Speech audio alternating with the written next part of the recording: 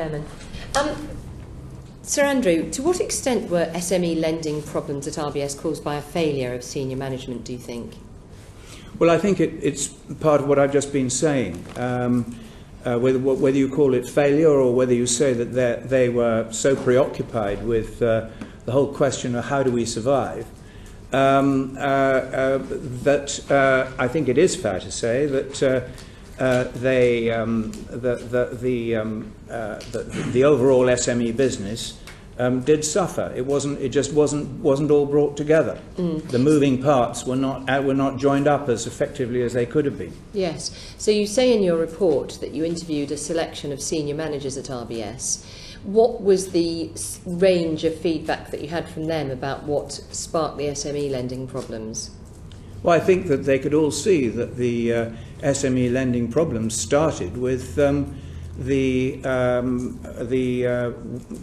very considerable overemphasis on real estate up to 2008, and everything since then has had to be unwound. I'll give you a case in point.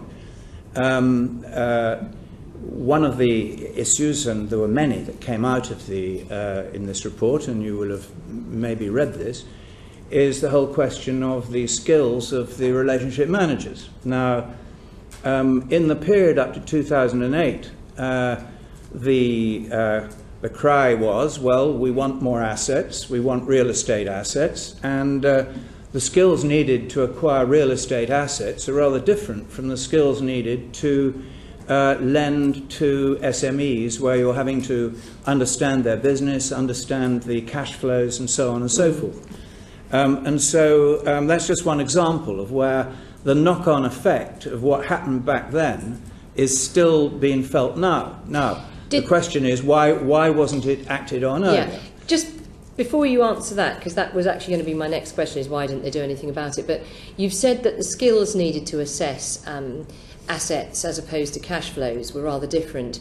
Was there also a skew in their sort of credit scoring systems? Was there any sort of systemic issue or process issue like that favoured the build-up of the physical asset as opposed to cash flow type of assets on the balance sheet? I'm not sure I can answer that wholly. My impression is that the build-up of real estate assets was just a straightforward statement of intent, that's what they wanted. They wanted assets that were related to real estate, and where the collateral being available, you don't have to do the same analysis as you do for the actual trading operations. But over the last 15, 20 years, banks have started to rely more and more heavily on their credit scoring, haven't they? And there has been, certainly from talking to my own businesses in my constituency, there is a real sense that they look at a list of ticks, and if you don't meet those ticks, then forget it. And in fact, just very recently, talking to a very cash flow positive business that can't get a loan for love nor money versus an asset rich business that can, they worry that there is a skew in the credit scoring process. But you didn't come across that at all. When you say a skew in the process, towards physical assets as collateral as opposed to cash flow type businesses? Well, I don't think, as I say, I'm not sure that was very relevant in the build-up to 2007, 2008, and since then it hasn't been relevant because they've been trying to cut it back. Clearly RBS are very involved in credit scoring activities, particularly in the smaller end of the SME area. But you don't think... And there's no bias in favour of real estate in that today, rather the contrary. OK, so you, just to be very clear, you don't think that there was anything in their credit scoring process that caused them to to turn heavily towards real estate assets? No, I don't. No. OK. Order. We'll have to adjourn, but already we're into one of the very important questions, and Andrea will have the floor when we return. I apologise, Sir Andrew. Order. We're back in session. Andrea Leadsom. Thank you, Chairman. Apologies for that. Just to finish off on my last line of inquiry then, and to be very clear, so it's your view that there was not an over-reliance during the period 2007-8 onwards on a credit scoring system that favoured real estate investments, over using the lending manager's discretion. Am I putting words into your mouth, or does that accurately reflect your view? No, since the crisis, there has been every intention of reducing the amount of real estate. So I don't think that there's been any skew in either method of evaluation. Okay, that doesn't quite answer the question. Maybe I'm not putting it right, but in building up an enormous real estate portfolio, would you say it was all the brainchild of the lending managers, or was there a skew towards building up real estate assets as a result of the credit scoring system in use at the time? I think there was a skew to building up real estate, because from the top of the bank, that was the message as to what was wanted. Okay, so the decisions were taken by people, not by a process or a credit scoring system. Well, I dare say that the outputs of credit scoring at the time will have been looked at in terms of whether whatever was coming in, they will have been favouring real estate related lending at that time, but absolutely not since then. Rather the contrary. Okay, so to your knowledge, has the credit scoring system been revised to reflect a less strong requirement for real estate assets now? So has the actual process been changed? Well, I think in all the banks, and certainly the case in RBS, the credit scoring processes are improved with experience as time goes on. But there's no way in which they are slanted towards that particular sector. So to my constituents who are businesses who say that they believe that because they don't have assets, they just have cash flows, that they're unable to get lending, and they put it down to the use of systems as opposed to brains, you would say that you haven't seen any evidence that that's correct? No, I think that there clearly is where lending is based on cash flow analysis. What has happened is that RBS has become more cautious because of the need for greater prudence, which also arose from the credit crisis. What we did find evidence of was that the skills of some of the relationship managers, although significant attempts are being made to rectify this, the skills of some of the relationship managers are not as high as they might have been in that field. One of the reasons for that is that many relationship managers who were particularly skilled were moved from those roles into looking after customers who were entering distress of some sort. So there was a deficit of capability in that field, which of course the bank is doing what it can to rectify. Right. So going back to the organisation then, I think you were starting to say some time ago what the sense of those you interviewed was about how it was allowed to happen, and what could they have done anything to rectify it, and when? Well, I referred earlier to the need to rectify the balance sheet. There was something else that went on as well, which was that there was an emphasis on collecting deposits rather than lending. As you can imagine, that was pretty successfully carried out, but it was to the detriment of the lending, which is what the terms of reference of my study were all about. So that's just another example. That, yeah. And then the skill sets I've already referred to. Other things that intervened were that there was a definite emphasis on relationship managers not to put up credits or for proposals unless they were clear that these had a reasonable chance of success. Equally, there was an emphasis on that if you did put up credits which were not successful, then maybe that wasn't going to be very good for your career. So you can imagine that made the relationship managers somewhat risk averse.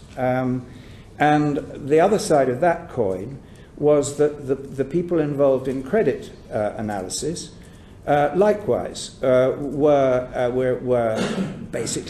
encouraged to be very careful and very strict and not let anything through that might be a problem. So they became risk averse. So if you have these two elements of risk aversion, I'm not surprised that some of your constituents may have found cases where they thought, look, I got a good proposition here, which didn't go through.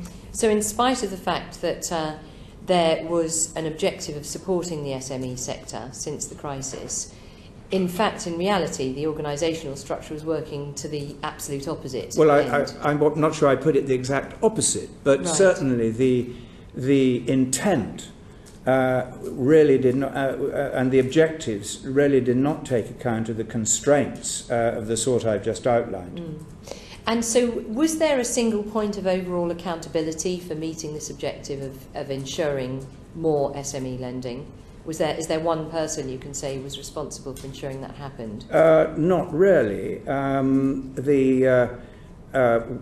it became clear that the deposit aspect had been solved, and that the lending numbers were not looking good, the bank did alter its emphasis in favour of lending. And since that time, I think it's fair to say that there have been efforts from all the various parties to live up to that. But the headwinds that we've just referred to earlier meant that the aspirations they then had just could not be met. And so one has this sense of deep frustration that on the one hand, which I think, I have to say, is felt deeply within the organisation. The organisation itself feels very frustrated. Because they feel frustrated that, look, you know, we want to succeed, we want to lend, but somehow it hasn't all been got together. And to what extent is organisational fragmentation to blame for that? Your diagram shows that nearly all SME businesses reported into commercial banking division or the head of risk and restructuring. Yes. So well, should one of those have been overall responsible, and were they? May I answer the question about fragmentation, because it's quite important, I think. I think it's fair to say that in the lead up to the crisis, there really was relatively little fragmentation in the SME lending area. It was very focused, but it was very focused on one thing, which was building up real estate assets. Not exclusively, of course. I shouldn't exaggerate, and I don't wish to. The fragmentation, which has taken on several different dimensions, has occurred since then. And there are several aspects of that fragmentation. One is that there was a distinction made between the so-called core assets that they wanted to keep and the non-core that they did not wish to keep. Now, some of those non-core were in the SME area. Secondly, there was the enforced divestment of the so-called rainbow business, which is, as you know, is to be sold. Again, that had to be carved away from the SME area, but it still has SME activity within it.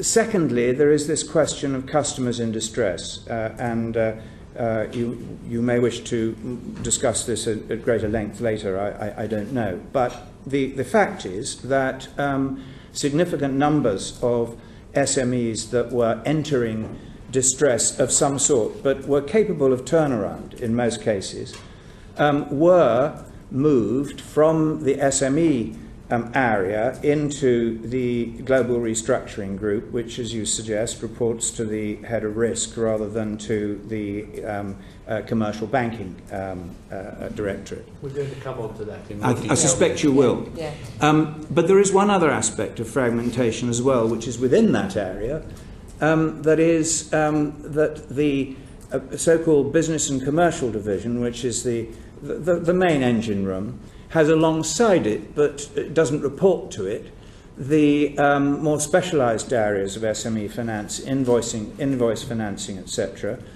which they report at the top of the commercial banking division, not at the head of the SME. So I think it is fair to say that there is a pretty fragmented overall SME activity.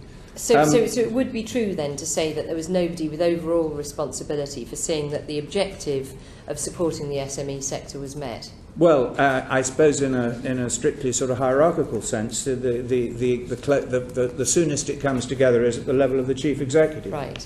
Okay. Just one last question, and that is, you said that capital was made available to the SME business through the internal budgeting system as a means to enable lending growth. Do you think that that capital was adequate? Is there anything you want to say about the process by which that was made available? Yes, I don't. I think it was adequate. I don't think there was the lending performance was not adversely affected by any lack of capital, or indeed funding. Both the capital and the funding were available and budgeted for, and I'm not aware of any process that gave any constraint to that. The problems arose in the other fields we were just beginning to talk about. Right.